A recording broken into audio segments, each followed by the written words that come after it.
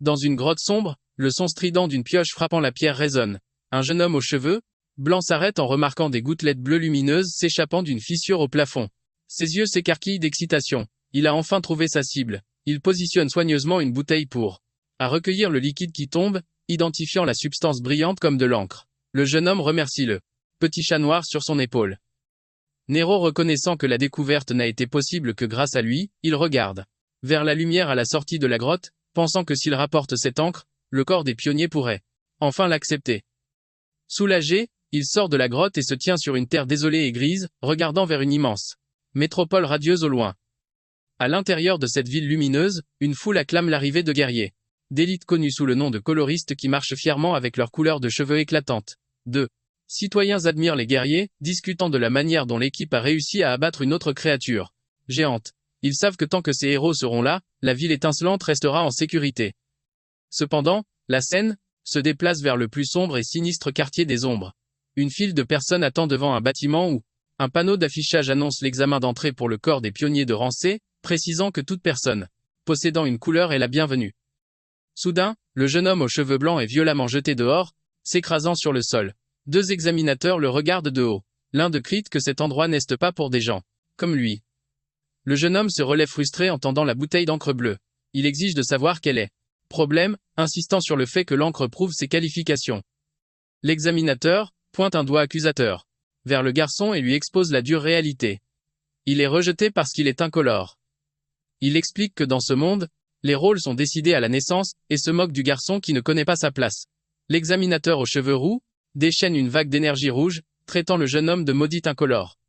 Le protagoniste aux cheveux blancs tressaille, gémissant de douleur alors que l'énergie le submerge. Debout en haut des escaliers, l'examinateur sermon le garçon agenouillé au sujet des pionniers. Avec une expression arrogante, il déclare que seules les personnes élues comme lui sont capables d'en devenir. L'examinateur explique que les terres noires à l'extérieur de la ville sont un endroit où les faibles ne peuvent survivre. Un paysage terrifiant englouti par les ténèbres et rempli de bêtes dangereuses connues sous le nom de créatures.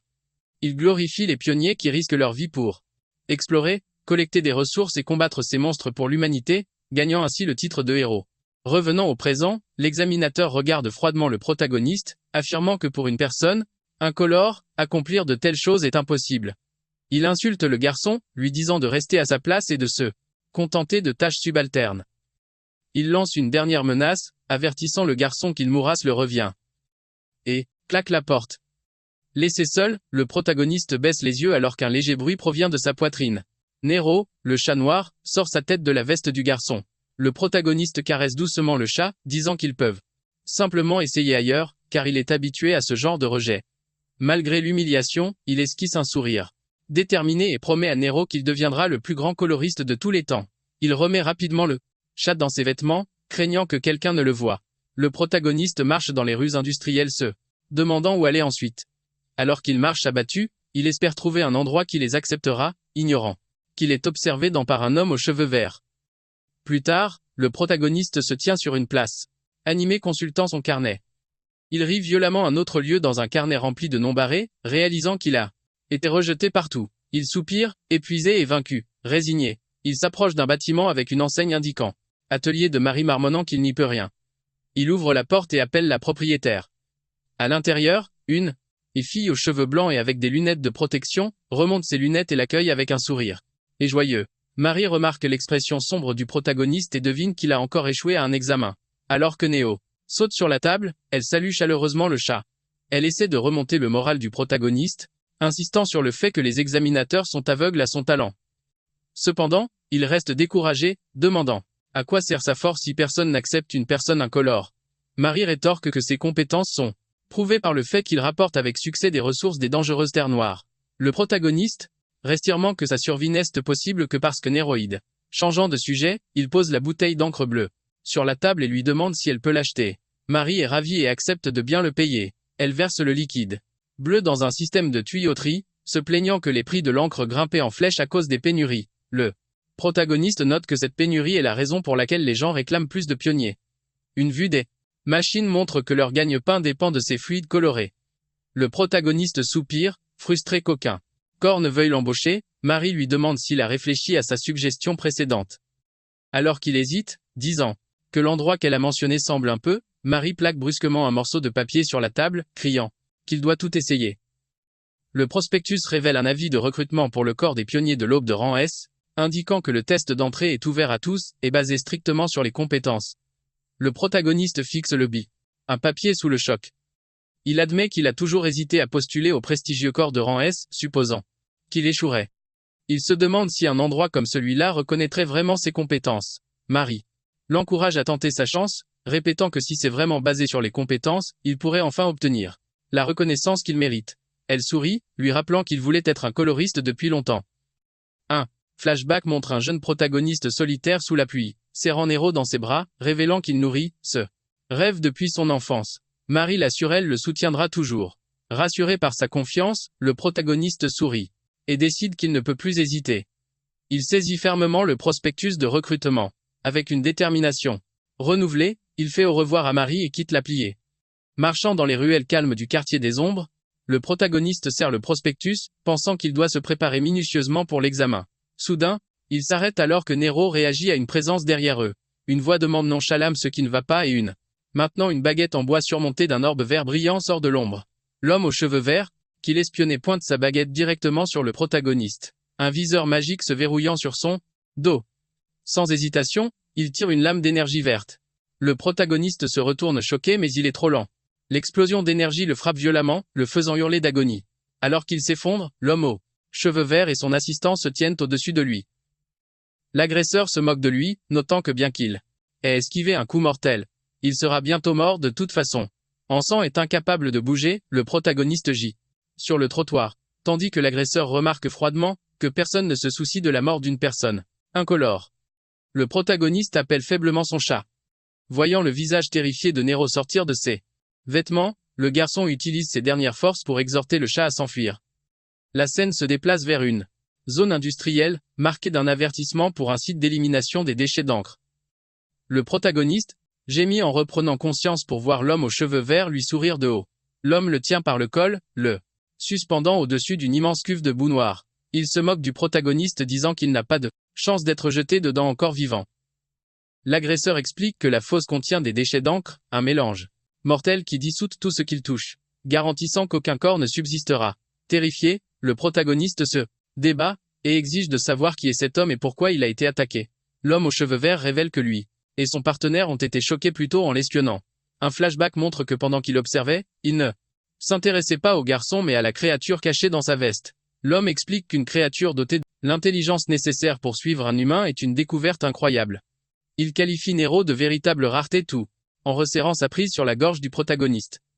Derrière lui, son assistant brandit une petite cage.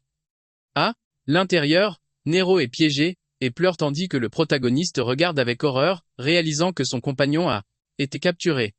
Désespéré, le protagoniste attrape le col de l'homme aux cheveux verts, lui hurlant de lâcher le chat. L'agresseur n'est pas impressionné, qualifiant la colère du garçon de pathétique. Les yeux brillants de cupidité, il explique que la créature a trop de valeur pour un propriétaire incolore et sera vendue pour une somme énorme sur le marché noir. Il maîtrise facilement le garçon, l'étrangle le soulève dans les airs, ricanant que l'animal est trop bien pour lui. Alors qu'il est suspendu, impuissant, le protagoniste se reproche d'avoir été imprudent dans le quartier des ombres. Il repense à son passé solitaire, se disant que bien qu'il ait toujours enduré la discrimination, il refuse catégoriquement de perdre Neo, sa seule famille, pour une chose pareille. Avec une explosion de fureur, il avertit l'homme de ne pas le chercher et resserre sa prise sur le bras de l'agresseur. L'homme aux cheveux verts s'arrête, remarquant quelque chose d'étrange. Son expression passe de l'arrogance au choc alors que de l'énergie crépite autour de son visage. Une aura verte tourbillonnante s'écoule de l'agresseur vers les mains du protagoniste, et l'homme crie de panique, sentant quelque chose être aspiré de force hors de son corps. Terrifié par cette sensation inconnue, l'homme se débarrasse violemment du garçon, le projetant en arrière dans la cuve de déchets d'encre toxique. L'agresseur considère l'incible comme une perte de temps tandis que Nero pleure désespérément dans sa cage. Les méchants déclarent qu'ils sont maintenant riches, et se dirigent vers le marché noir, ignorant les larmes du chat. Au fond du liquide noir, le protagoniste voit la lumière s'estomper, entendant les cris de Nero s'éloigner. Il essaie de nager, mais son corps est paralysé. Alors que des souvenirs défilent devant ses yeux, il se demande si son histoire se terminera dans cette fosse sombre. Cependant, une vision de lui-même plus jeune serrant le chat dans ses bras apparaît. Il réalise qu'il ne peut pas encore abandonner, car il a encore une promesse à tenir. Au plus profond d'un vide, une voix mystérieuse demande au protagoniste inconscient pourquoi il ne fait rien. Confus, le protagoniste demande à la voix de s'identifier.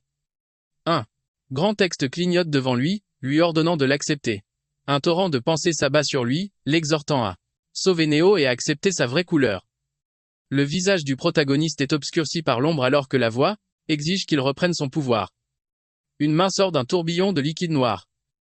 Le protagoniste se tient immobile, alors qu'un filament de ténèbres se dissipe au-dessus de lui. Il regarde ses mains maintenant enveloppées d'énergie noire, confus d'avoir été à l'intérieur de l'encre. Ses souvenirs sont fragmentés mais il met ses pensées de côté pour se concentrer sur ce qui compte. Maintenant, une silhouette d'ombre aux yeux blancs brillants. Il se demande ce qu'il est devenu. Un léger gémissement coupe le silence, attirant l'attention de l'entité. Il lève les yeux pour voir deux silhouettes floues se tenant en hauteur, tenant une petite cage.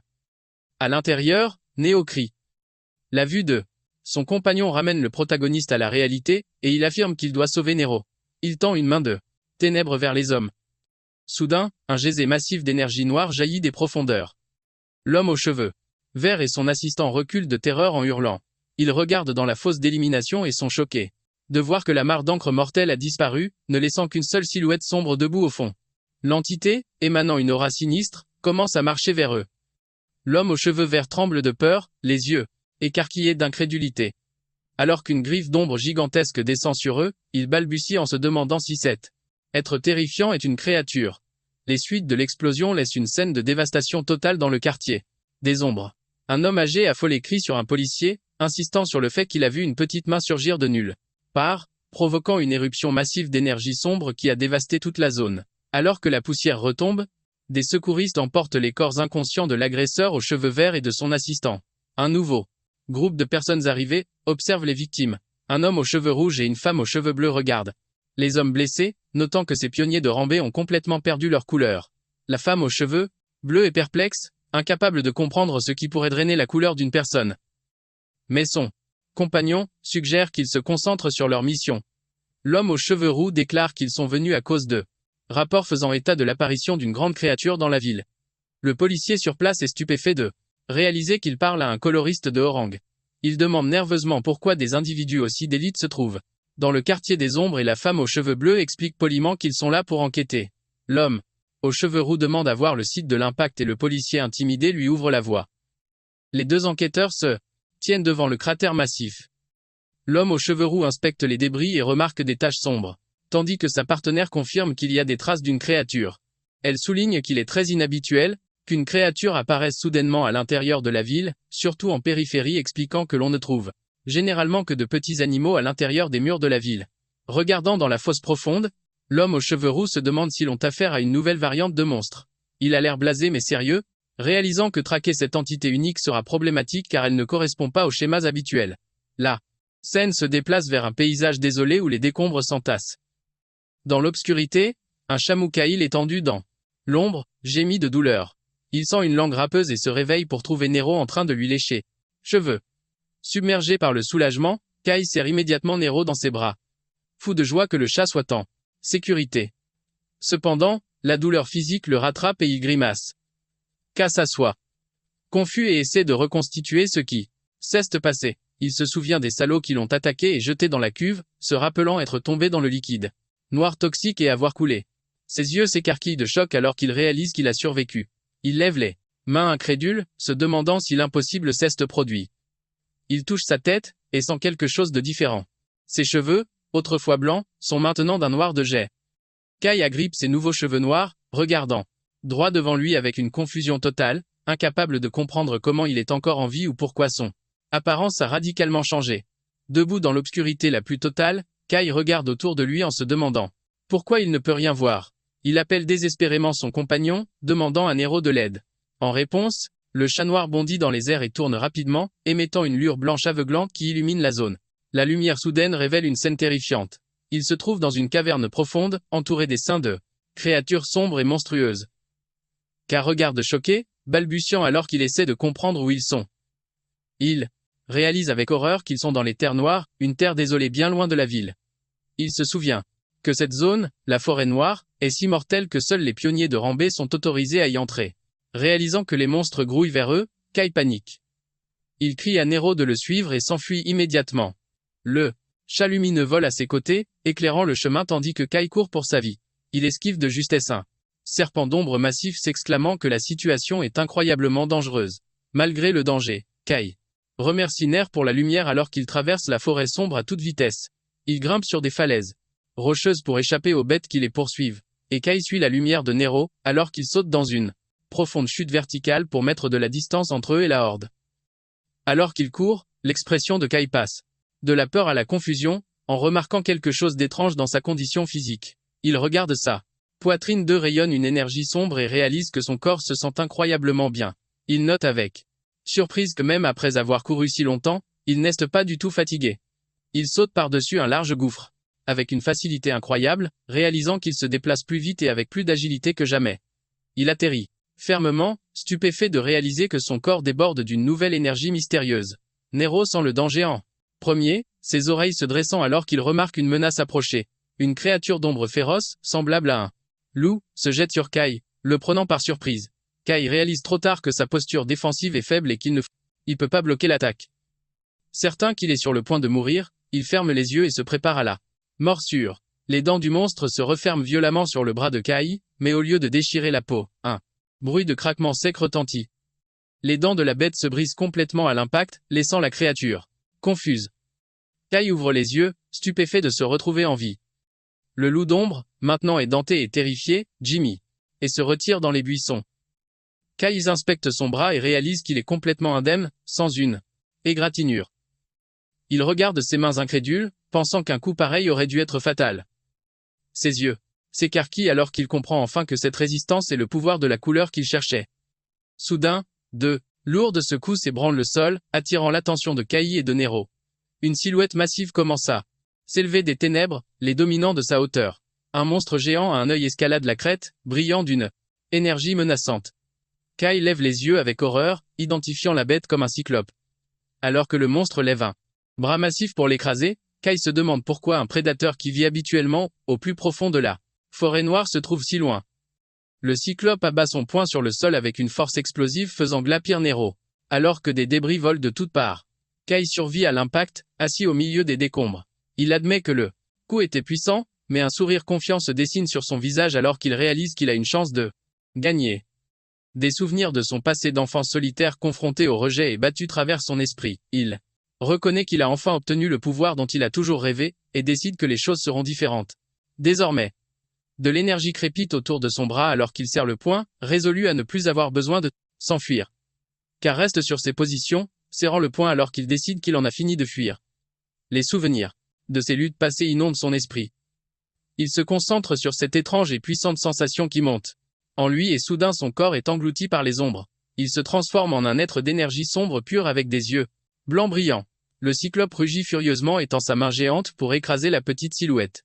Cependant, Kai s'élance du sol avec une force explosive. Volant dans les airs, il se prépare à frapper. Il hasse d'un coup un poing dévastateur qui pulvérise complètement le monstre géant en morceaux. La force du coup crée une onde de choc massive qui dévaste le paysage, ouvrant un chemin à travers les arbres, plane dans les airs, entouré des débris de son ennemi. Il reste dans son état transformé un instant, mais ses yeux s'écarquillent lorsqu'il remarque que quelque chose change. L'énergie sombre se dissipe soudainement et il se retrouve flottant au-dessus d'un paysage luxuriant sous un soleil éclatant. Il regarde avec émerveillement la forêt vibrante et la cascade en contrebas, stupéfait par les couleurs vives de la nature qui l'entoure. Aussi vite qu'il est apparu, le pouvoir s'évanouit et ses cheveux redeviennent blancs. Il baisse les yeux, confus. La panique s'installe alors qu'il réalise que la gravité reprend ses droits et qu'il est impuissant dans les airs. Hurlant de terreur, il chute rapidement vers les arbres et s'écrase dans la forêt en contrebas. Kai s'extirpe des débris de sa chute tandis que Nero plane au-dessus. L'air inquiet. Kai s'effondre sur les genoux haletants alors que l'énergie sombre qui l'enveloppait commence à s'évaporer comme de la fumée. Il réalise avec horreur que sa couleur s'estompe rapidement. La panique s'installe alors que Kai comprend l'inconvénient de sa nouvelle capacité. Il réalise que plus il utilise ce pouvoir intense, plus vite il se draine de son corps et à ce rythme, il se retrouvera sans défense. Soudain, le monde autour de lui devient noir comme poids, et une voix mystérieuse résonne dans son esprit, lui demandant ce qu'il attend. Là, un voix lui ordonne d'agir, soulignant que la proie se trouve juste devant lui et l'incitant à la manger rapidement. K. Regarde les restes éparpillés du cyclope qu'il vient de vaincre. La voix le manipule, lui demandant s'il veut vivre, et lui ordonnant de simplement tendre la main. Épuisé et en sueur, qu'elle lutte pour rester conscient. Il a l'air désespéré alors que la voix continue d'exiger qu'il utilise sa main. Ses yeux brillent faiblement alors qu'il se bat. Pour sa survie. Tremblant, il obéit à l'ordre instinctif et tend la main vers les restes du monstre K pose fermement sa main sur la carcasse du cyclope. Immédiatement, une technique sombre s'active et il commence à absorber l'énergie ténébreuse qui subsiste dans le corps du monstre. Nero observe avec des yeux écarquillés de choc son maître accomplir cet exploit terrifiant. Un pilier massif de lumière noire jaillit de la forêt perçant le ciel alors que consume entièrement l'énergie. Alors que la lumière s'estompe, Karest altère lourdement l'épuisement quittaine lentement son corps. Il s'attisse à un rocher, ses cheveux de nouveau noirs et son énergie restaurée. Il lève les yeux au ciel, poussant un soupir d'immense soulagement, réalisant qu'il va survivre. De retour à l'atelier de Marie, la journée semble paisible. À l'intérieur, Marie travaille sur un plan. Quand le carillon de la porte attire son attention, elle lève les yeux pour voir une mystérieuse silhouette encapuchonnée se tenant dans l'embrasure. Essayant d'être polie, Marie accueille l'étranger avec un sourire, bien qu'elle tremble déjà de nervosité. Elle demande s'il a une requête spéciale, mais la silhouette encapuchonnée reste là, maintenant une aura sombre. L'étranger fait un pas lourd en avant. Marie, maintenant visiblement nerveuse, l'interpelle en lui faisant remarquer qu'il a l'air suspect. Comme il continue d'approcher, elle panique et saisit une grande clé à molette, l'avertissant qu'elle attaquera s'il s'approche davantage. La silhouette se précipite soudainement vers elle, faisant hurler Marie de terreur et fermer les yeux très fort. Cependant, l'intrus s'arrête et rabat sa capuche, révélant un sourire familier. Il lui dit de se calmer. Kai révèle son visage en se grattant la tête d'un air penaud. Elle lui dit que c'est juste lui. Bien qu'il admette qu'il se reconnaît à peine maintenant. Marie abandonne sa posture défensive, les yeux écarquillés de choc. Elle balbue, incapable de comprendre le changement radical de ses traits. Sa voix résonne à l'extérieur alors qu'elle crie d'incrédulité, exigeant de savoir ce qui est arrivé à son apparence. Marie tremble, serrant un tuyau en métal de peur face à la silhouette encapuchonnée. Soudain, sa peur se transforme en une rage explosive. Elle sort un marteau et une clé à molette, hurlant qu'elle ne pardonnera pas aux salauds qui l'ont blessée. Elle agite les outils sauvagement, criant qu'il mérite de se faire fracasser la tête tandis que K essaie frénétiquement de la calmer, lui assurant qu'il va bien. Réalisant que c'est vraiment lui, Marie pose la clé, admettant qu'elle s'est emportée car elle était terrifiée après avoir perdu contact avec lui. Son expression s'adoucit en un sourire soulagé et elle dit à Kai qu'elle est heureuse qu'il soit en sécurité. K s'excuse de l'avoir inquiété. Intérieurement, K réfléchit à l'absurdité de sa situation, pensant que survivre à une chute dans de l'encre toxique et gagner une couleur est incroyable.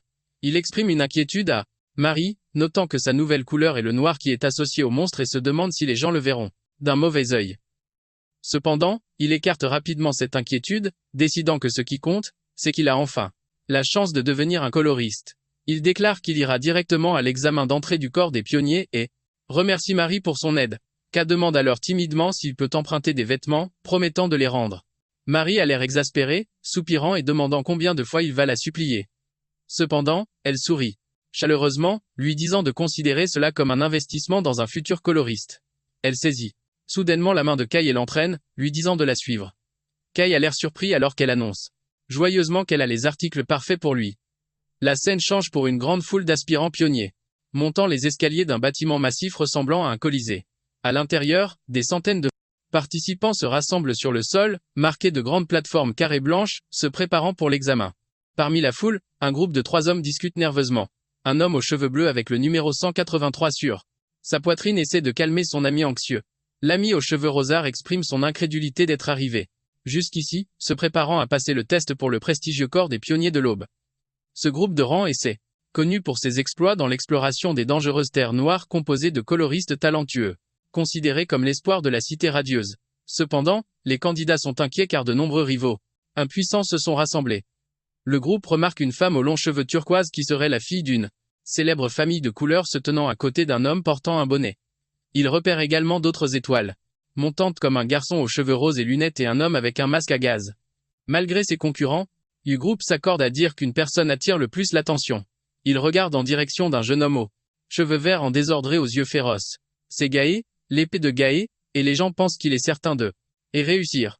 Les rumeurs disent qu'il est assez puissant pour affronter seul des créatures dangereuses. Cependant, il est aussi tristement célèbre pour sa nature cruelle et violente qui l'aurait fait renvoyer de son corps précédent. L'homme, aux cheveux bleus numéro 183 rit avec arrogance, affirmant qu'il n'a pas peur des types comme Gaë. Soudain, une ombre sombre tombe sur lui. Gaël apparaît juste derrière l'homme qui se vante, le mettant au défi de répéter cela. L'homme, aux cheveux bleus se fiche de terreur alors que Gaël les regarde de haut avec mépris, les traitant de gamins. Ridicule. Gaël s'éloigne en soupirant de déception. Il se plaint que bien que ce soit un examen de rang S, la compétition est incroyablement faible. En regardant les participants, il les tousse mentalement, pensant qu'il n'y a pas un seul qui se démarque. Cependant, ses yeux se plissent lorsqu'il aperçoit une exception, la fille aux cheveux turquoise. Il l'identifie comme Kayane, la deuxième fille de la famille Sian.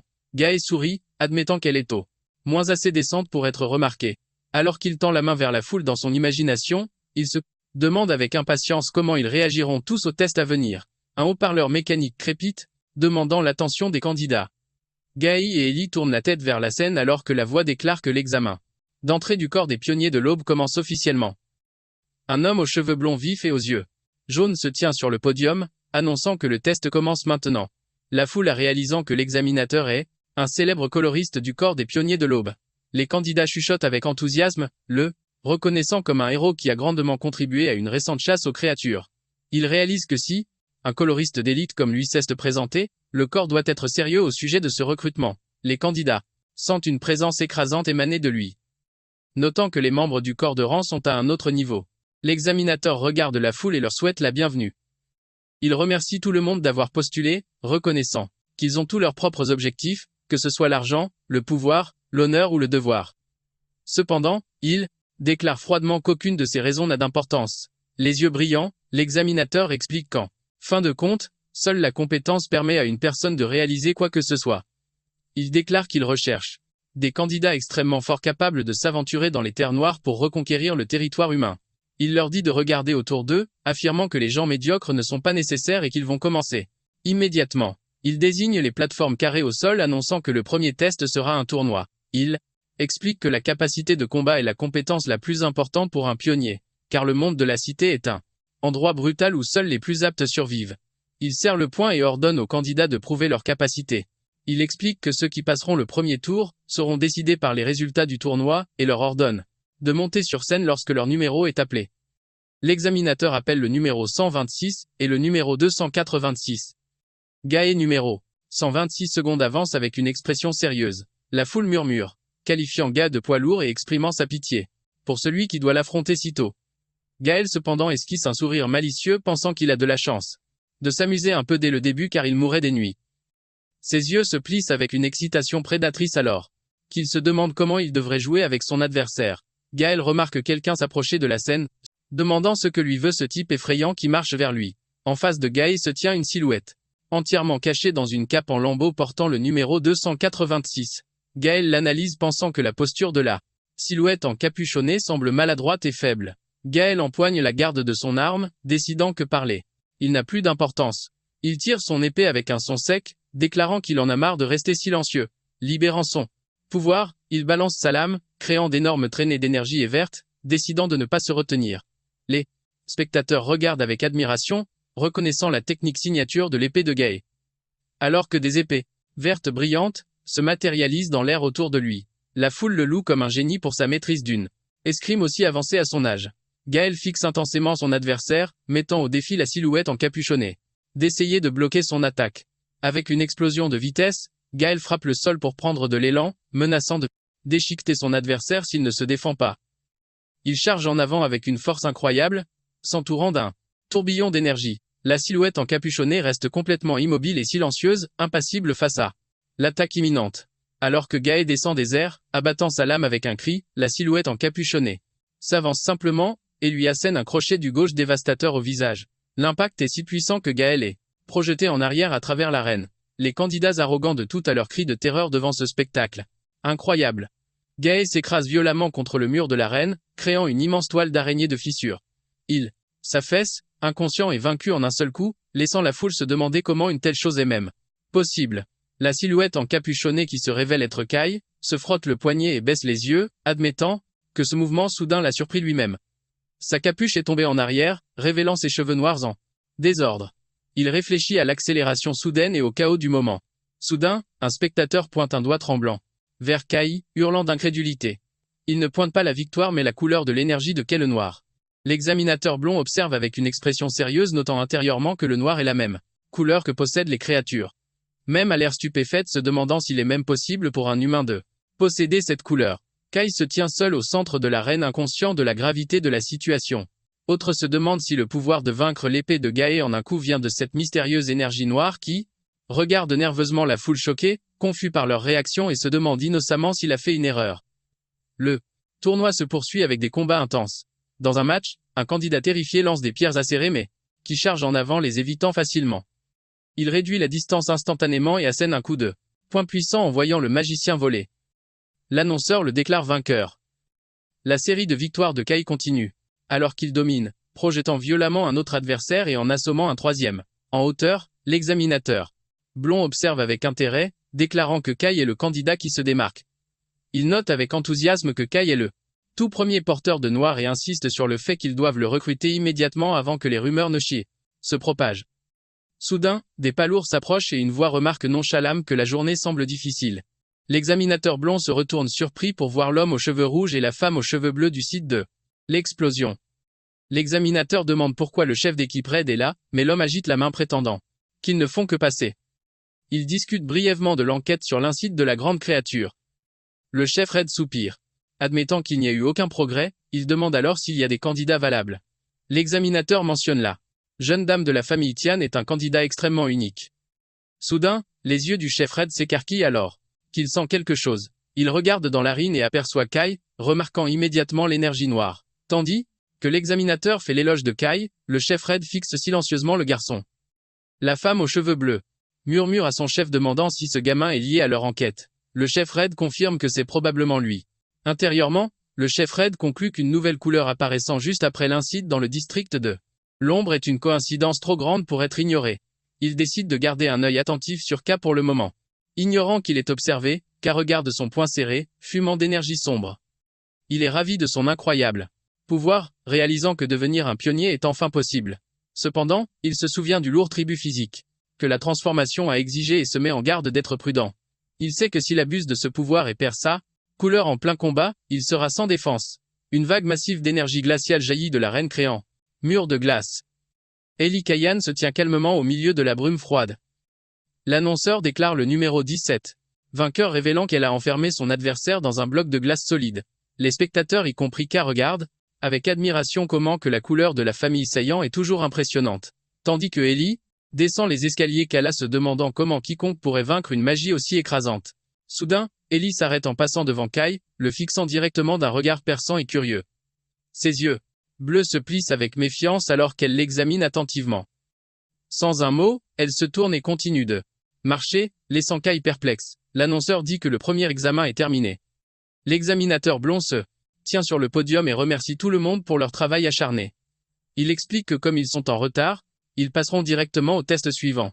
Il ordonne aux candidats ayant échoué de partir et il s'éloigne abattu. L'examinateur blond commence à annoncer le prochain test mais il est interrompu par une main sur son épaule. L'homme aux cheveux rouges s'avance avec un sourire confiant prenant le relais. Il regarde les candidats survivants et déclare que le deuxième examen sera dirigé personnellement par lui. Les candidats lèvent les yeux choqués, réalisant qui se tient devant eux le coloriste Red. Il est l'un des plus puissants coloristes de la cité radieuse, célèbre pour avoir reconquis les terres noires. Cependant, les candidats sont terrifiés, se souvenant des rumeurs selon lesquelles son pouvoir destructeur est si intense que même ses alliés hésitent à travailler avec lui et que lorsqu'il est en charge d'un examen, personne ne réussit jamais. L'examinateur blond regarde le coloriste Red avec inquiétude, lui demandant s'il est sûr, l'avertissant que le capitaine le grondera pour avoir changé le format de l'examen. Redry déclarant qu'il se fait tonner tous les jours de toute façon.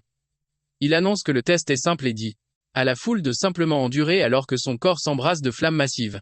Une vague de feu géante déferle sur les candidats terrifiés, formant des barrières sphériques individuelles autour de chaque personne, les piégeant. Les candidats paniquent alors qu'ils sont enveloppés d'une chaleur intense. Red explique qu'il a recréé l'environnement d'une certaine région, notant qu'il va faire assez chaud. Il illustre que les terres noires sont pleines d'environnements extrêmes où les humains peuvent à peine survivre. Il minimise le test actuel affirmant que cette chaleur n'est rien de plus qu'un poil chaud. Avec une expression sérieuse, Red répète que s'il endure, ils réussissent.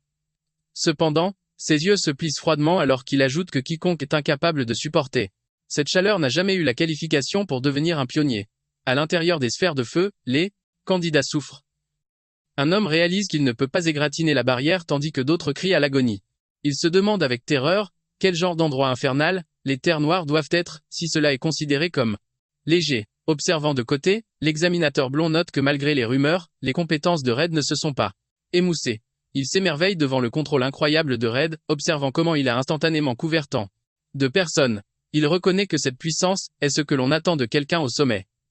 Soudain, un bruit de craquements sonores déchire l'air. Red et son assistante regardent une des barrières de feu devenir bleue et se fracturer. Une vague massive d'énergie glaciale explose, brisant la sphère de feu. Au milieu des éclats de glace qui tombent, Liquian se tient droite, s'étant libérée. Red la regarde, admettant que ce n'est pas si mal.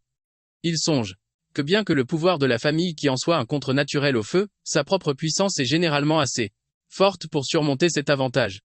Fixant la jeune femme, Red conclut qu'elle mérite peu être vraiment d'être qualifiée de véritable prodige. Red se demande ce qu'il en est de l'autre candidat qui les intéressait. À l'intérieur de sa sphère de feu qu'elle semble immobile. Red l'observe notant que contrairement à la fille ce garçon ne perce pas. Il admet qu'il n'attendait pas grand-chose de lui. Cependant, à l'intérieur de la barrière, Kai panique, criant intérieurement qu'il est dans de beaux draps. Il réalise qu'il a utilisé trop de sa couleur pendant le combat contre l'épée de Gai. Il regarde sa main avec horreur, remarquant que son énergie noire s'échappe et se dissipe plus vite dans la chaleur. Kai imagine un avenir terrifiant où son pouvoir s'épuise. Il sait que s'il est révélé qu'il est sans couleur, il sera probablement utilisé pour des expériences. Désespéré, il cherche frénétiquement une solution demandant s'il peut absorber quelque chose pour reconstituer son énergie. Il fixe le mur de feu intense. Une prise de conscience le fera. Puisque la barrière est faite d'une capacité de couleur, il se demande s'il peut l'absorber. Regarde sa main, admettant qu'il ne connaît pas les limites de son pouvoir d'absorption. Décidant qu'il n'a pas le temps de réfléchir, il est résolu à le découvrir. Il tend la main et touche le mur de feu tourbillonnant. Immédiatement, une réaction violente se produit, et qui est choqué que l'absorption directe fonctionne. Là, une barrière de feu commence à se déformer et à se tordre, attirant l'attention des candidats proches. Un vortex massif d'énergie noire jaillit de Kai, aspirant les flammes rouges dans sa main.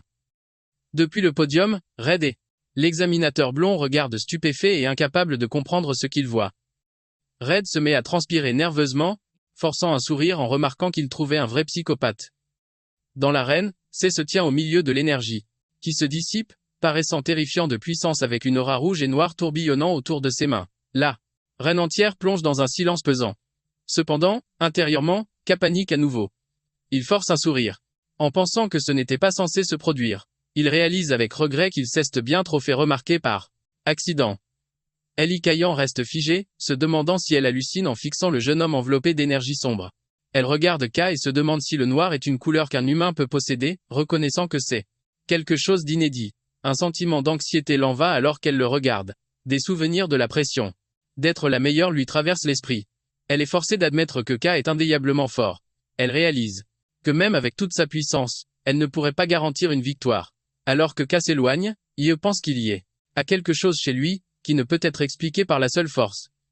Se demandant ce qu'il est réellement, elle secoue vivement la tête pour chasser ses pensées dérangeantes. Le coloriste Red s'approche de K et passe nonchalamment bras autour de son épaule, lui disant que la prochaine fois ne se passera pas comme ça.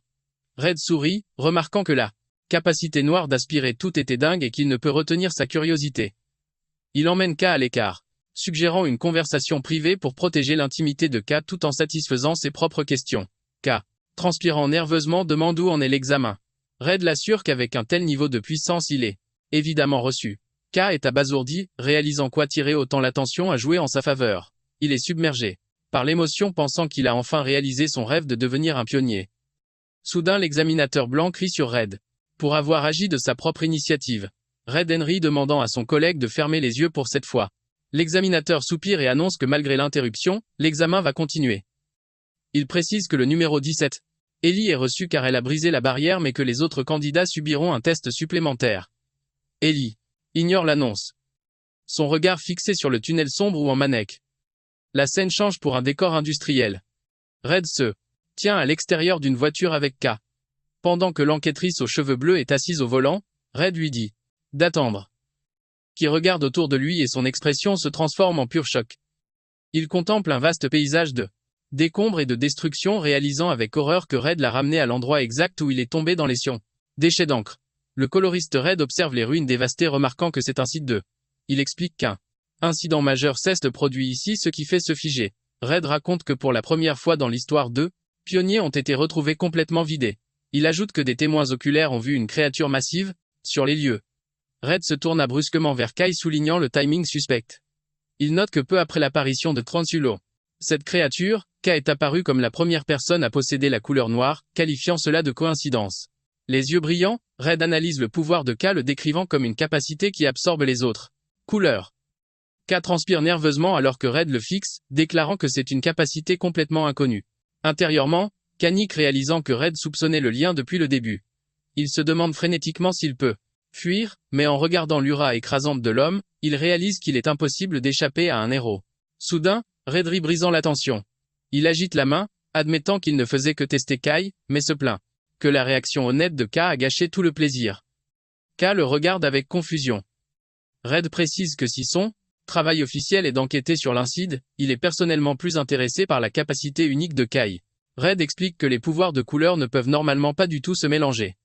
Cependant, il observe que la capacité de Kai semble ignorer ces règles. Il se souvient du deuxième examen, soulignant que Kai ne pouvait clairement pas contrôler son pouvoir à ce moment-là. Kai balbutie, essayant de s'expliquer, mais Red l'interrompt. Le corps du coloriste commence à briller d'une énergie rouge, et il déclare qu'il doit faire un test. C'est le regard de confus, un rein dans la main, expliquant qu'il a besoin de comprendre comment fonctionne cette capacité. Il sourit, avec assurance, défiant que d'essayer d'absorber son énergie maintenant. Kai panique et essaie de refuser, avertissant Red que c'est trop dangereux.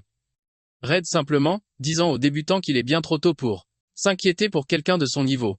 Qu'est ce-t-il ? L'air intense et nerveux alors que Red lui ordonne d'arrêter de parler et d'essayer. Le noir symbolise les terres noires, une force sinistre qui dévore tout. Red pense que laisser une capacité aussi dangereuse sans surveillance est inacceptable car cela pourrait ébranler les fondations de la cité radieuse. Un sombre secret lui traverse l'esprit. Les gens ne le savent pas encore, mais des créatures humanoïdes existent. Il prévient silencieusement que s'il les affronte un jour ou pire en devient le coloriste devra être l'éliminer. Koupir sentant la pression terrifiante qui émane de Red. Malgré l'intimidation, Kai accepte le test. Il saisit le poignet de Red, demandant nerveusement la confirmation que si quelque chose tourne mal, ce ne sera pas sa faute, tandis qu'une énergie sombre s'élève de son corps. Au moment où il se touche, une onde choc énergétique déforme l'air. Kai allait alors que l'énergie rouge déferle violemment dans son bras, contrastant avec sa propre rat noire. Il réalise qu'il a fait une erreur. Une explosion massive de feu jaillit du point de contact, faisant hurler Kai de douleur. À l'intérieur de la fournaise, il crie à Red d'arrêter, admettant qu'il ne peut pas contrôler le pouvoir, et qu'il a l'impression que de la lave en fusion bout en lui. Dans sa vision, Red apparaît comme une silhouette divine imposante de pur feu, renforçant pourquoi il est un héros. Red se tient calmement au milieu des flammes, observant. Il note que l'énergie noire de Kai aspire sa puissance sans relâche, comme si elle était affamée. Il réalise que parce que le pouvoir de Kai est immature, les individus forts peuvent résister à l'absorption. Mais cette capacité serait instantanément fatale pour la plupart des gens ordinaires. Alors que les flammes tourbillonnent, les yeux de Red se plissent avec une curiosité plus profonde. Il pense que ceux qui l'ont vu pendant l'examen ne peut pas être toute l'étendue de la capacité. Il décide qu'il veut savoir non seulement comment qu'absorbent les couleurs, mais aussi comment ces couleurs absorbées sont utilisées. La situation dégénère alors que l'énergie entre les deux réagit violemment. Red observe l'énergie noire du bras de Kai commencer à se déformer et à former des picus se mélangeant à l'aura rouge. Soudain, une explosion massive d'énergie rouge et noire jaillit vers l'extérieur. Red est repoussé par l'explosion. Il regarde avec stupeur la silhouette qui émerge de la fumée. Kai s'est partiellement transformé. Le côté droit de son corps est maintenant enfermé dans une armure démoniaque dentelée d'énergie rouge et noire solidifiée. Red serre les dents, réalisant que cette forme est sinistrement familière. En regardant la main griffue monstrueuse et l'œil brillant, Red s'avoue qu'il pourrait croire qu'il regarde une créature. La ressemblance confirme ses soupçons et il réalise avec certitude que Kai était derrière l'incide où les autres pionniers ont perdu leur couleur qui luttent pour rester conscients. Red décide que sa priorité est la sécurité et est résolu à éteindre le feu avant que Ken ne devienne incontrôlable. Il invoque une boule de feu se préparant à maîtriser Kai par la force. Cependant, K pousse un faible grognement, ce qui fait hésiter Redsey. Le garçon semble combattre autre chose. La scène bascule vers la perspective interne de Kai, un vide noir absolu rempli de textes rouges exigeants. Les voix du pouvoir lui hurlent dessus, exigeant des couleurs intenses et le pressant d'en apporter plus. Caillette dans le monde réel, angoissé par ces voix intrusives, les voix continuent de le tenter, lui disant que c'est du gâchis de se retenir et l'incitant à le prendre, qu'il mentalement aux voix de se taire et de rester tranquille avec une détermination féroce. L'œil visible de Cabridin. Éclat rouge. Il rejette la tentation ordonnant au pouvoir de se taire et de rester écrasé alors qu'il impose sa volonté sur l'énergie chaotique. Une onde choc explose vers l'extérieur alors qu'il comprime de force l'énergie. L'armure dentelée se dissipe laissant Red avec une expression de surprise sincère car râle lourdement après l'effort. Red un regard impressionné et stupéfait, demandant si le débutant a vraiment réussi à réprimer cette puissance écrasante par lui-même car le cœur battant à tout rompre. Il pense que c'est fou d'avoir survécu et se demande, frénétiquement, pourquoi il est devenu fou furieux. Il lève les yeux nerveusement, terrifié d'avoir perdu le jeu. Contrôle devant un coloriste. Sachant qu'il doit comprendre sa capacité, il s'approche avec hésitation de l'homme plus âgé. Red cependant a l'air ravi. Il admet avoir été pris au dépourvu car le pouvoir que K a absorbé était plus fort que prévu. Mais il sourit et déclare l'expérience réussie car c'était amusant. Il dit assez que s'il veut accomplir quoi que ce soit, il doit être prêt à prendre des risques. Red décide que c'est suffisant pour le test, mais s'arrête en disant qu'il y a encore une chose. Il rappelle à Kai qu'il est l'enquêteur assigné à l'incite de destruction à cet endroit précis, et que son devoir est de trouver le coupable. Avec un sourire calme et menaçant, il souligne que la personne en face de lui ressemble à un suspect parfait. Kai se fige, le visage blême de panique. Red explique la gravité de la situation. Il rappelle comment des témoins ont vu une créature d'ombre massive, avertissant Kai que plus de gens s'intéressent à cette affaire qu'ils ne le pensent. Il soutient qu'une fois que les rumeurs sur la capacité noire de Kai se répandront, il sera facile pour les autorités de lui faire porter le chapeau. Il désigne le quartier industriel en ruine, notant que les dégâts coûteront des centaines de millions. Il ajoute que si les dirigeants de la ville décident que Kai est trop dangereux, il pourrait être banni ou transformé en rat à laboratoire. Kai serre les dents de frustration, réalisant qu'il est piégé. Il sait qu'il n'y a aucun moyen de prouver son innocence. Soudain, Red lui, une perche. Il suggère que si K accepte de passer sous son commandement, il pourrait peut-être faire quelque chose. Sans une seconde d'hésitation, Kai s'incline à 90 degrés, criant haut et fort qu'il se place sous la protection de Red. Red lui dit d'écouter d'abord toute la condition, il précise qu'il ne réglera pas tout gratuitement. En échange, Kai devra lui accorder quelques faveurs. Il demande si K pense pouvoir gérer ça. K force un sourire désespéré et tremblant. Intérieurement, il hurle que tout vaut mieux que de devoir des millions ou de devenir une expérience scientifique. Il accepte bruyamment, promettant de faire absolument tout ce dont Red a besoin. Dans les terres désolées, une petite créature tremble de peur quelques instants avant qu'une roue massive ne s'écrase, la manquant de peu alors qu'un véhicule lourd passe en rugissant. Un grand camion de transport blindé traverse le terrain accidenté et brumeux des terres noires. À l'intérieur, K regarde par la fenêtre, pensant que c'est la première fois qu'il voyage aussi loin et se demandant si c'est son premier vrai pas en tant que pionnier. Soudain, ses pensées sont interrompues par Gaé, un homme aux cheveux verts qui le foudroie du regard, l'appelant « celui aux cheveux noirs ». Gaël dit brutalement à K qu'il est une source de distraction et lui ordonne de se taire. Bien que K n'ait pas dit un mot, K le regarde avec une expression confuse. K est assis maladroitement dans la soute de transport. Il pense que commencer immédiatement en tant que pionnier était ce qu'il voulait, mais l'atmosphère est tendue. Il jette un coup d'œil à Gaël furieux et à Essian silencieuse, se demandant si être dans la même équipe est une bonne idée. Un flashback révèle une conversation de la veille. Red demande à un que surpris s'il est prêt à rejoindre l'exploration, expliquant qu'il a besoin de lui à un endroit précis de la zone inexplorée. Voyant l'expression nerveuse de Kai, Red rit et lui dit de ne pas s'inquiéter. Red montre une carte à Kai, l'assurant qu'il ne sera pas seul. Il explique que les nouvelles recrues qui ont réussi l'examen seront également déployées dans la zone et que la feuille de route officielle sera bientôt annoncée. K doit juste être à l'endroit indiqué à l'heure. De retour au présent, K regarde ses coéquipiers, notant qu'il était déjà dans le camion. Il est révélé que l'interférence de Red a compromis l'examen précédent, les participants ont eu une autre chance. De nombreux individus talentueux, y compris Gaé, ont réussi des tests supplémentaires stricts. Pendant ce temps, la recrue mieux classée, a rejoint l'équipe de Red sur sa propre demande spécifique. Gaël fixe qu'avec un ressentiment intense, incapable de croire qu'il a été humilié par un imbécile. Il repense à leur combat, convaincu qu'il n'a perdu que parce qu'il a baissé sa garde un instant et jure que cela ne se reproduira plus. Il menace Eke l'avertissant d'être prêt. Une fois l'exploration terminée, il marmonne que si Ravienne n'avait pas été derrière lui, K serait déjà mort. L'interrompt disant froidement à Gaë d'arrêter de parler, se moquant de lui en disant qu'il tomberait probablement encore en un seul coup. Gaël se tourne vers elle furieux demandant ce qu'elle vient de dire. Ellie l'ignore déclarant que Gaël n'est pas à la hauteur de Kai. K regarde Ellie avec surprise et espoir pensant qu'elle peut être quelqu'un avec qui il peut s'entendre. Cependant, Ellie tourne son regard froid vers Kai.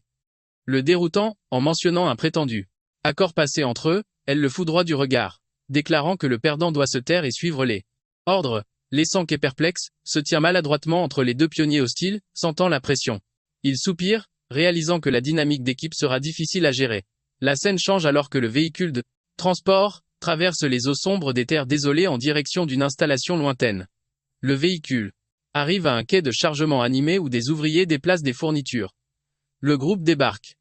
Kai, Gaël et les autres recrues sortent dans la base avancée du corps des pionniers de l'Aube. Kai est impressionné par le haut niveau d'activité, notant les fournitures exceptionnelles du corps de rang S, chose qu'il n'avait pas réalisée lorsqu'il s'était aventuré seul dans les terres noires. Soudain, un doigt pique la joue de Kai, le surprenant. Il se retourne et voit une Marie souriante qui lui explique joyeusement que comme c'est sa première mission, elle devait venir pour le soutenir. Marie ouvre sa veste révélant que Nero est aussi du voyage. K tient le chat noir, remerciant Marie d'avoir pris soin de lui. Elle sourit chaleureusement, disant que Ner fait partie de la famille. Elle explique qu'elle a eu une excellente occasion de rejoindre l'équipe d'exploration en tant que personnel de soutien, affirmant que ses compétences sont utiles ici. Un haut-parleur annonce que c'est l'heure du rassemblement. La foule de pionniers se tient dans le désert gris, alors que l'annonce continue, indiquant qu'ils entreront bientôt dans les terres noires. Qu'est confie Nero à Marie, lui disant de prendre soin de lui. Marie l'avertit de ne rien faire de dangereux. Et il sourit en lui disant qu'il la verra plus tard. Marie serre Nero dans ses bras mais le chat bondit soudainement hors de ses bras, la surprenant. Elle crie le nom de Nero alors que le chat tourverqué s'enfonce dans l'ombre au sol. Les yeux de Marie s'écarquillent de choc face à ce mouvement surnaturel. Elle bégait géant, essayant d'appeler Kay confuse. Le groupe arrive à l'entrée d'une grotte sombre et fortifiée. À l'avant, une femme aux cheveux orange vifs et au manteau blanc crie à tout le monde de se préparer, annonçant qu'une nouvelle recrue est sur le point d'entrer dans les terres noires. Elle hurle que la sécurité est la priorité absolue. Elle prévient que la reconnaissance a signalé des créatures dangereuses non identifiées dans la zone 21, une zone très dangereuse où le corps d'une créature de rang a été trouvé. Soudain, un pionnier court vers la femme aux cheveux orange, en l'appelant Orantia. Il rapporte nerveusement que le chef de l'équipe rouge a amené les nouvelles recrues mais qu'ils ont quitté leur formation sans permission. Les yeux des Orantia s'écarquillent de choc et elle demande si c'est vrai. Le messager le confirme et Orantia soupire en disant que ce type a encore des problèmes. Le groupe entre secrètement dans un canyon sombre s'éloignant de l'armée principale. Le coloriste Red plonge sa main dans les ombres, ouvrant la voie. La petite escouade composée de K, Gaël, Ye et Red se sépare de la formation. K demande nerveusement au chef d'équipe si c'est normal, soulignant que l'équipe principale se dirige dans une autre direction. Red confirme que leur destination est différente. Qui regarde Gaël et Ellie inquiets car l'escouade composée que de nouvelles recrues. Gaël s'emporte soudain, exigeant de savoir pourquoi lui et Ellie ont dû suivre, criant qu'il a entendu dire que Red n'avait l'intention que d'emmener Kai et il se sent insulté. Red sourit, son aura rouge s'intensifiant. Il explique que ses conseils personnels ne sont pas quelque chose que n'importe qui peut à recevoir. Donc ce ne serait pas juste s'il était le seul à en bénéficier. Il assure à Gaël en colère qu'il ne va pas leur mâcher le travail mais qu'il ne les laissera pas non plus se blesser gravement. Il coupe court à la conversation leur ordonnant de se mettre en route. Les yeux de Kesek carquillent alors qu'il rencontre des ennemis. Au fond d'une caverne, le groupe est encerclé par des créatures d'ombre. Pendant que Red tient une lanterne, Gaël et Ellie s'engagent dans une mêlée chaotique, une bête massive ressemblant à un loup jaillit des ténèbres. Élision. Il réagit instantanément, son épée d'énergie bleue, transperçant le corps de la créature. Elle atterrit avec grâce, réalisant que c'est la réalité des terres noires. Entourée d'yeux brillants, elle note l'environnement suffocant et les vagues constantes de monstres, reconnaissant que c'est différent de l'entraînement. Elle serre son épée, décidée à gérer sa force avec précaution. Ellie jette un coup d'œil par-dessus son épaule, pensant qu'elle doit se déplacer plus efficacement. Elle regarde K et se dit qu'elle ne veut pas se laisser distancer par lui. Pendant ce temps, K saisit une créature d'ombre par le cou et l'écrase brutalement à ma main nue. Ellie Kayan regarde K avec un Choc total. Elle lui demande pourquoi il n'utilise pas de compte-gouttes. Kay hésite se souvenant de l'examinet d'entrée. Admet qu'il n'en a pas. Il explique qu'ils sont trop chers et qu'il se sent bien en combattant sans les sentir. Regardez avec incrédulité. Gaël est sidéré, criant que ça n'a aucun sens pour un pionnier de naine n'avoir jamais utilisé. Un compte-gouttes est un outil essentiel pour les pionniers, utilisé pour infuser les armes avec de l'énergie.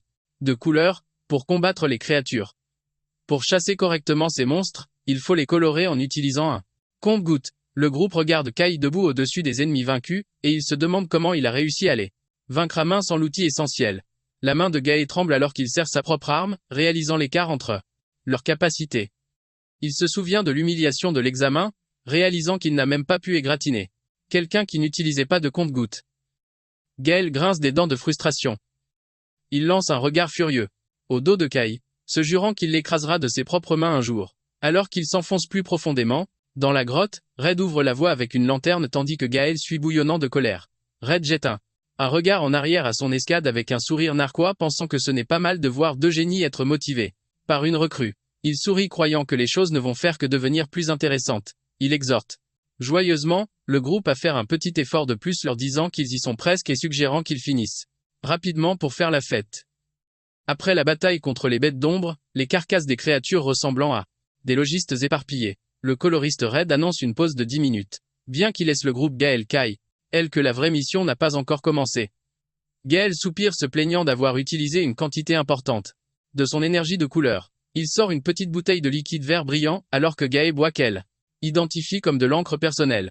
C'est une encre alchimique spécialement raffinée, une fourniture essentielle, mais rare pour les pionniers qui restaurent leur couleur parce qu'elle doit être conçue pour correspondre à la couleur unique de l'utilisateur. Elle est incroyablement chère. Kay regarde avec envie Gaël et Ellie boire leur encre personnalisée, souhaitant avoir les fonds pour de tels luxes. Kay écarte rapidement cette pensée s'éloignant du groupe. Il tend la main vers le cadavre d'une créature d'ombre vaincue.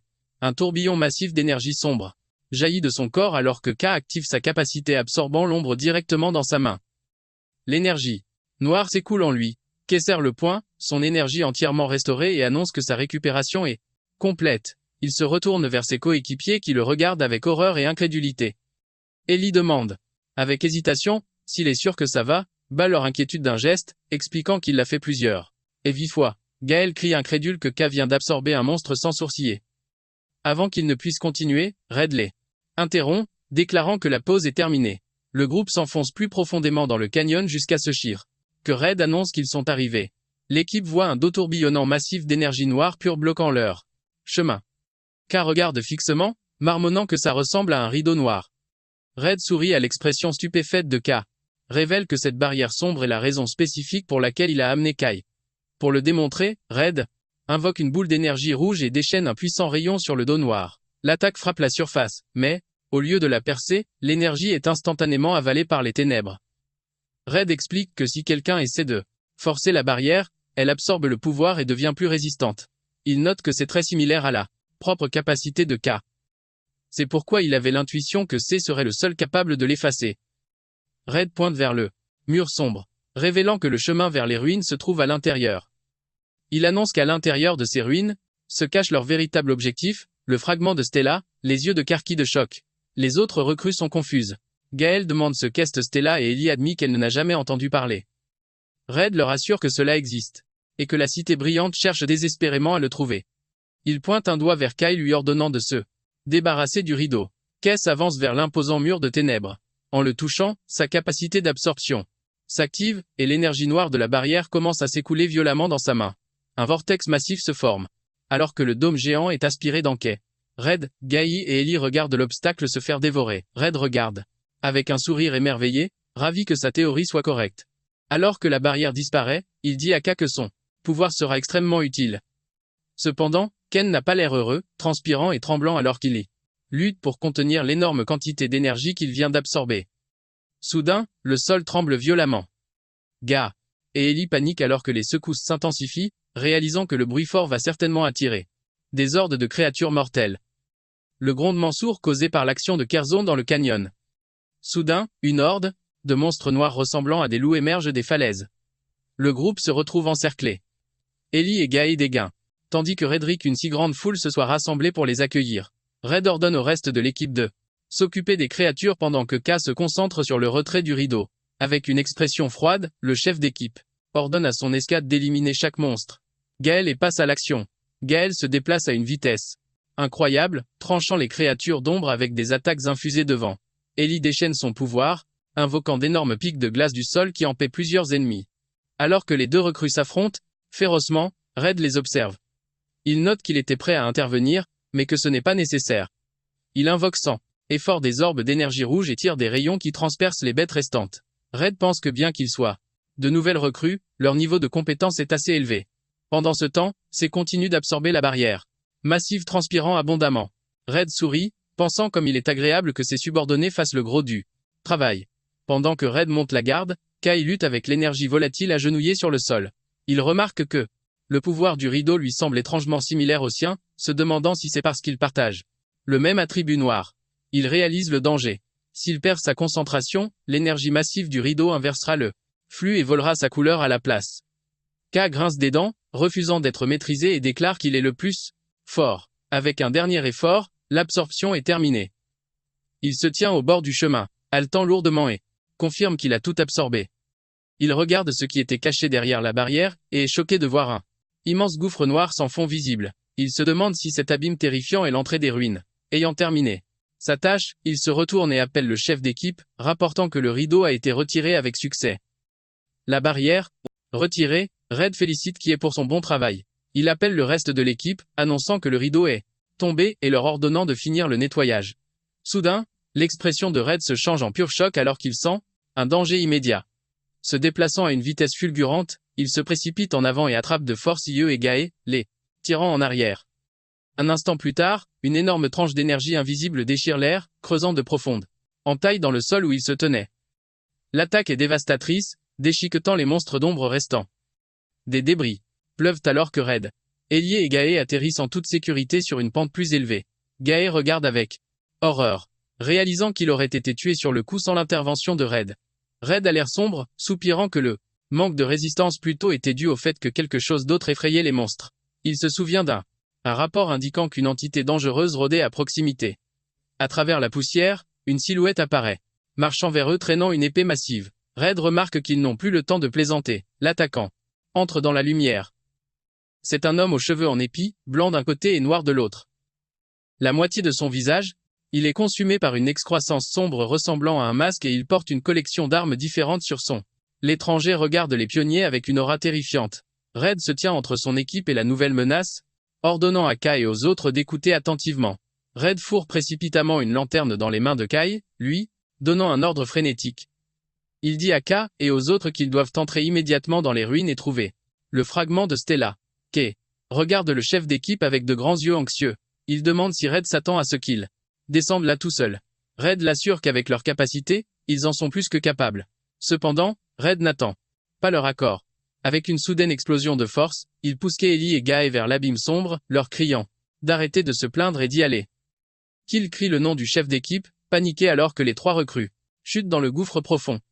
Laissé seul, Red se tient dos au vide, son aura rouge brillant. La voix d'une des recrues résonne des profondeurs, demandant ce qu'ils sont censés faire seuls tandis que la silhouette menaçante de l'étranger armé se profile derrière Red. Les deux puissantes figures se dévisagent dans une confrontation tendue. Et Red sait qu'une bataille difficile est sur le point de commencer. La scène se déplace au fond de l'abîme d'un noir d'encre. Keiji immobile après la longue chute, il gémit de douleur, se tenant la tête alors qu'il lutte pour se relever. Dans l'obscurité suffocante, se souvenant de la lanterne que Red lui a donnée, il l'active, se demandant s'il est à l'intérieur des ruines. La lumière jaillit, illuminant la zone. L'expression de Kai se transforme instantanément en une terreur absolue. Il reste figé de choc, se demandant ce qu'est cet endroit. Au lieu d'anciennes ruines de pierre, la lanterne illumine les squelettes de gratte-ciel modernes massifs et des débris de béton, ressemblant exactement à une ville moderne détruite et enterrée. C se tient sur un rebord, utilisant sa lanterne pour éclairer l'obscurité. Il est sans voix à la vue des structures massives de la ville en ruine enterrée sous terre. Il s'émerveille qu'un tel endroit puisse exister mais se plaint de ne pas voir clairement. Soudain, une voix lui dit d'arrêter de se plaindre et de se diriger vers la lumière. K est soulagé de voir ses coéquipiers Gaël et Ellie, admettant qu'il était terrifié à l'idée d'être séparés. Gaël reproche à K de les avoir fait terrer mais Ie rétorque sèchement que Gaë était tout aussi perdu.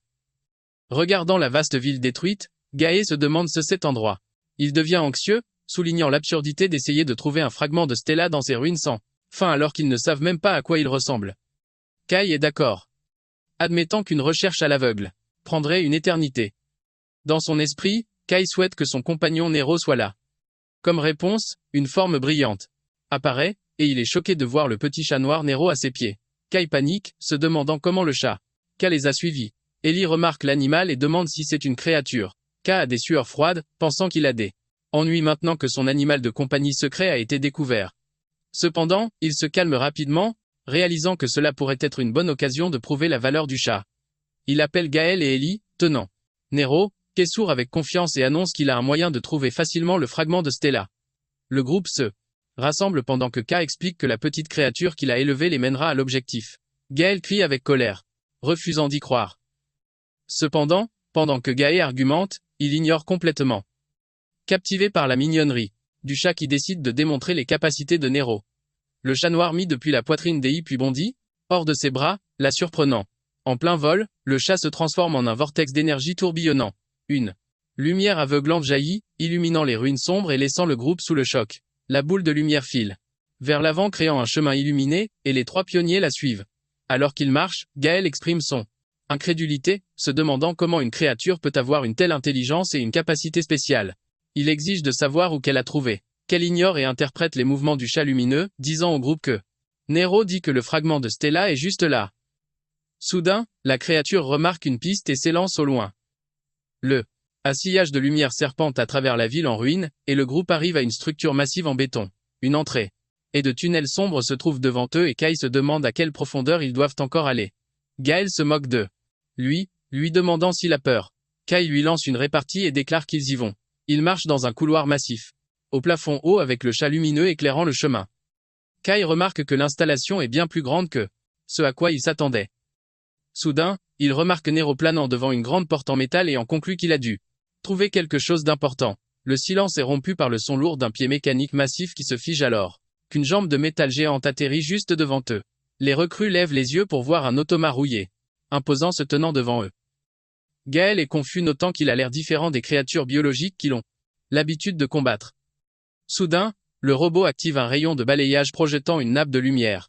Suriciant, la machine traite ses données affichant un code hexadécimal pour sa couleur bleu vif. Le scanner se déplace ensuite vers Gaï enregistrant son code de couleur verte. Le faisceau atterrit finalement sur Kai qui réalise et nerveusement que la machine scannait leurs couleurs pour les identifier. La machine termine le scan et affiche le code hexadécimal du noir absolu. En détectant cela, l'œil du robot se met à briller plus intensément. Il annonce avoir détecté la couleur de la sorcière noire et identifiant Kai comme une menace déclare qu'il va commencer l'élimination. Confus par ce titre, Kai est frappé par le coup de poing dévastateur du robot avant de pouvoir réagir. Il est projeté en arrière, gémissant de douleur mais parvenant à bloquer le coup direct. Il lève un regard furieux vers la machine criant de frustration. Kai crie un défi à la machine déclarant qu'ils ne se y retiendront pas. Le robot G enlève son poing massif menaçant de les écraser. Kai fonce en avant, son poing heurtant violemment le bras métallique de la machine. Il recule de douleur se demandant pourquoi son armure est si résistante. Gaël observe confus tandis que le robot prépare un autre coup puissant. Ellie intervient frappant la machine avec sa rapière, mais des étincelles jaillissent lorsque sa lame touche l'armure. Elle regarde choquée, réalisant qu'elle n'a pas laissé la moindre égratignure. Ellie panique, se demandant si ses pouvoirs sont inefficaces contre une machine. Pendant ce temps, Kai analyse l'adversaire, remarquant le noyau lumineux dans sa poitrine. Il voit un liquide tourbillonner à l'intérieur et l'identifie comme le point faible. Kai s'élance, décochant un crochet du gauche serré. Soudain, le robot réagit avec une vitesse inattendue, balançant son bras comme une massue. Kai parvient à peine à esquiver le coup violent. Il bat en retraite, frustré que ses attaques normales n'aient aucun effet. Une prise de conscience le frappe. Il se souvient du moment où son corps était recouvert d'énergie noire, et décide d'utiliser ce pouvoir. Sachant qu'une transformation complète consomme trop de couleurs, fait un compromis en concentrant toute son énergie uniquement dans son poing, l'enveloppant d'une épaisse couche d'aura noire. Sa préparation terminée, Kai bondit dans les airs et abat son poing renforcé de toutes ses forces. Le coup atteint parfaitement sa cible, transperçant la poitrine du robot et faisant voler son noyau en éclats. La force du coup de poing détruit complètement le torse de la machine. La tête du robot est arrachée et la lumière dans son œil s'éteint. K se tient au milieu des débris, poussant un soupir de soulagement tandis que Gaë et Ellie observent en silence. Au milieu des débris, K remarque un objet rond et ramasse le noyau du robot, pensant que Marie serait contente de l'avoir en cadeau. Soudain, Gaël hurle sur Kai, exigeant de savoir ce qu'était ce pouvoir. Lui, Ellie coince Kai, le bombardant de questions. Kai nerveux élu de leurs questions en prétendant que la technique épuise gravement sa couleur. Pendant qu'il parle, la grande porte métallique derrière commence à s'ouvrir, révélant un vide d'un noir absolu. Soudain, Nero jaillit de l'obscurité, poussant des cris de panique. Le chat flotte près de K tremblant de peur. K regarde vers l'entrée sombre, sentant quelque chose d'étrange. Malgré l'avertissement du chat, il s'approche, admettant qu'il ne voit rien à l'intérieur. Au contact de ses doigts, la surface noire rendue comme de l'éau. Soudain, les ténèbres jaillissent vers l'extérieur. Dorme vrille d'ombre surgissent de l'entrée enveloppant le groupe. Gaël et hurle alors qu'ils sont entraînés vers l'entrée. Impuissants. Face à cette force, tous les trois sont aspirés dans le vide noir. Le groupe chute à travers un espace noir infini, atterrissant dans un nouvel environnement d'un noir absolu. Gaël gémit de douleur, se plaignant de la chute et de l'obscurité. Il lève les mains pour s'examiner, puis s'arrête, remarquant quelque chose d'étrange. Il baisse les yeux vers sa poitrine et saisit sa veste en état de choc. Réalisant que sa couleur, le vert qui définit son pouvoir, a complètement disparu, le laissant en noir et blanc. Kai et Ellie se tiennent à côté d'eux. Lui, tout aussi horrifié. Le monde entier autour d'eux, y compris leur corps, a perdu toute saturation. Ils se tiennent dans cette réalité monochrome, confus et terrifiés, se demandant ce qui leur est arrivé. Loin des ruines souterraines, un petit scorpion se faufile à travers les terres désolées avec la ville radieuse et brillante en arrière-plan. Quelque part dans la ville se trouve le bureau du gouvernement de l'Est. À l'intérieur, un haut fonctionnaire connu sous le nom de chef crie de colère, exigeant de savoir s'il a été localisé. Un subordonné nerveux rapporte que l'individu est en mission d'exploration avec le coloriste Red, ajoutant que le garçon leur a spécifiquement demandé de ne pas se mêler de ses affaires. Le chef est furieux, hurlant à propos du noir. Il n'arrive pas à croire que Red ait pu amener quelqu'un avec une couleur aussi dangereuse sur le terrain. Il fulmine que même si Red est un héros, il a dépassé les bornes. Le chef explique qu'une récente apparition de créatures a mis le conseil dirigeant en émoi terrifié à l'idée que la vague noire catastrophique ait commencé. Il s'est plaint que c'est lui qui portera le chapeau. Tandis qu'il parle, une jeune femme aux cheveux roses et jaunes sourit, d'un air taquin, notant que le chef est encore très en colère. La femme, Camélia, la chef du corps des pionniers, de l'Aube conseille au chef de se calmer avant de finir à l'hôpital. Elle explique qu'elle comprend son inquiétude, mais qu'il ne devrait pas s'emballer. Elle lui demande s'il croit vraiment que Red agirait sans réfléchir. Elle soutient que Red est une garantie fiable, parfaite pour surveiller le garçon. Camélia suggère que prendre un individu à haut risque pourrait donner des résultats positifs inattendus. Elle sirote son thé, déclarant que ce dont ils ont besoin maintenant, c'est de confiance, pas d'inquiétude. Cependant, Camélia fait une grimace en goûtant le thé amer. Le chef l'ignore et verse une quantité massive de sucre dans la taillère pendant qu'elle se demande comment quelqu'un peut consommer quelque chose d'aussi sucré. Le chef lui lance sèchement de se concentrer. L'expression de Camélia devient sérieuse.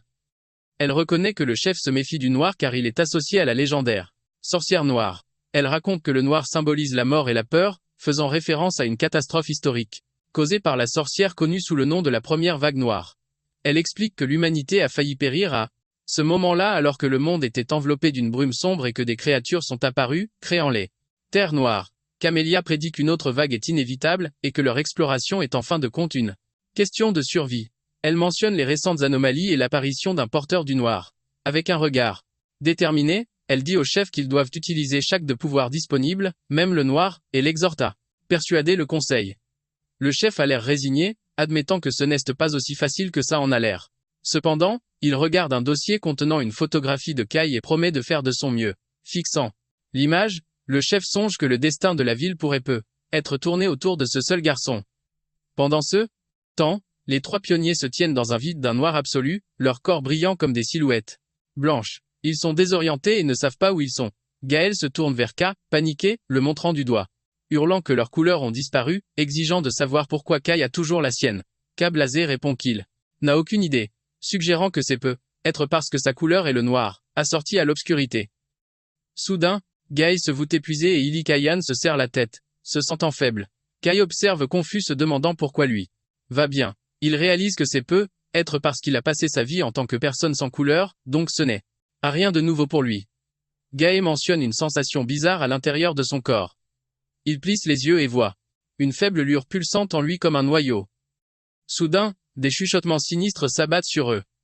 Ils regardent autour d'eux alarmés. Terrifié, Ga crie dans les ténèbres, exigeant que celui qui chuchote se montre. Ga écoute, se demandant si c'est la même voix qui lui parle habituellement. Mais réalise que c'est quelque chose de différent. À ce moment-là, une silhouette fantomatique et sombre d'une femme aux cheveux longs émergeant des ombres. Kai sent la présence, et se retourne brusquement. Ga et Illy se fichent choqués, balbutiant de peur, incapables de dire si la forme fantomatique est une créature. Ils sont terrifiés car elle est apparue instantanément sans avertissement. La mystérieuse silhouette d'ombre lève une main et pointe un doigt vers la poitrine de Ka. Kai se fige, les yeux écarquillés, réalisant qu'il est la cible. Son esprit est violemment entraîné dans une vision chaotique d'un vortex d'énergie tourbillonnant qui consume une ville. La scène passe à un cauchemar rouge sans terrifiant d'un monde en ruine envahi par des bêtes massives. Un œil géant s'ouvre dans le ciel au-dessus d'une horde de créatures d'ombre, tandis qu'une bête terrifiante à plusieurs yeux lance un regard furieux depuis la foule. La vision s'arrête sur le visage de la mystérieuse femme aux cheveux longs qui le fixe avec un œil brillant. Kai se retrouve face à une énergie bleue, massive et écrasante, ne sachant pas s'il voit un souvenir ou la réalité. Sa confusion s'intensifie et il remet en question sa propre identité. Au plus profond de son subconscient, une voix provenant d'une lumière vive déclare qu'il a besoin d'un nom. Une silhouette souriante et floue de son passé lui donne le nom de Kai, l'encourageant à trouver sa propre lumière et sa propre couleur. La vision se termine brusquement et Kai revient au présent. Avec un grand halètement. Il a l'air terrifié, transpirant sous le choc du souvenir. Il trébuche dans le vide, se tenant la tête et haletant, maudissant ces scènes désagréables qui s'imposent à son esprit. Qu'il se serre la tête. Essayant de digérer la vision chaotique, il essaie frénétiquement de s'accrocher au souvenir qui s'estompe, se disant qu'il doit y avoir une réponse. Soudain, le nom de Rumiel fait surface dans son esprit. Il est confus, se demandant qui c'est. Ses pensées sont interrompues par Gae, qui a perdu son sang-froid. L'épée STL dans les ténèbres, défiant des ennemis invisibles et brandissant son épée sauvagement. En pleine hallucination de combat, Kai se retourne et voit Gae agiter son arme dangereusement près d'une Caillan recroquevillée. Gaël pousse un cri, complètement détaché de la réalité. Ellie tremble le suppliant d'arrêter. Ignorant ses supplications, Gaël continue son carnage criant que tout le monde doit mourir. Ses yeux sont noircis et saignent, montrant que le vide l'a rendu faux. Pendant ce temps, Ellie Caillan est piégée dans son propre cauchemar. Des larmes de liquide noir coulent sur son visage alors qu'elle se serre la tête s'excusant auprès de sa sœur revivant un souvenir traumatisant. Kai observe avec inquiétude réalisant que l'état de ses coéquipiers se dégrade. Il comprend que la créature, cet espace les corrompt et décide qu'ils doivent s'échapper immédiatement. Soudain, un miaulement familier résonne. Ka lève les yeux et voit une forme blanche lumineuse voler vers lui. Il sourit de soulagement, réalisant que Neo est en sécurité. Il salue le chat lui demandant s'il va bien. Neo vole frénétiquement, faisant des gestes en direction du lointain. Kai comprend que Neo lui dit qu'il y a quelque chose par la basse. Le chat s'envole, laissant une traînée de lumière. Kai décide de suivre le chemin. Cependant, Kai s'arrête et se retourne vers ses coéquipiers. Gaël agite toujours violemment son épée au-dessus d'Iel traumatisé. Kai réalise qu'il ne peut pas simplement les abandonner. Il se tourne vers Nero et demande si le chat peut utiliser ses capacités pour aider. Une immense vague de lumière purificatrice jaillit du chat enveloppant Gaë et Illy. À l'intérieur de la lumière, la sombre corruption commence à s'évaporer.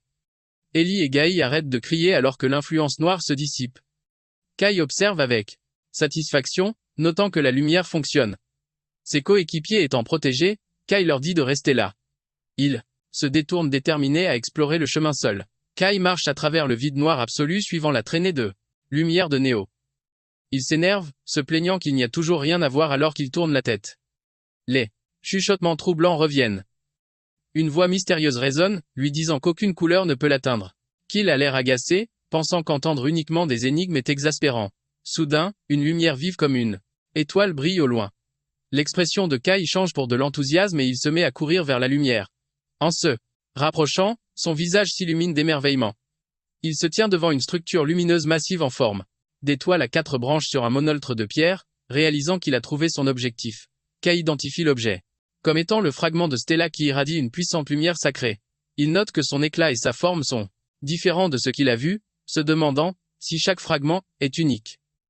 Décidant de ne pas perdre de temps, il escalade le monticule rocheux pour récupérer l'objet et échapper à cette dimension désagréable. Il tend la main vers le noyau lumineux. La lumière tourbillonne violemment. Soudain, une immense vague d'énergie jaillit du fragment dans sa main alors que sa capacité d'absorption se déclenche automatiquement. Kai est choqué, son corps brillant de l'énergie absorbée. Il panique, se demandant pourquoi sa capacité est s'activer toute seule. Il espère que, comme ce n'était que pour un instant, ce ne sera pas un problème. L'influence sombre qui piégeait le groupe commence à s'estomper. Kai lève les yeux soulagés tandis que l'atmosphère oppressante se dissipe. Le vide d'un noir absolu disparaît, révélant qu'il se trouve dans une immense chambre de pierre grise. Kai se tient seul au centre, regardant l'énergie lumineuse dans ses mains, confirmant que l'espace noir a disparu. Il réfléchit à la nature des terres noires, notant que ce territoire dangereux est toujours plein de surprises. Gaël et Kaian reprennent leurs esprits et fixent Kai avec incrédulité.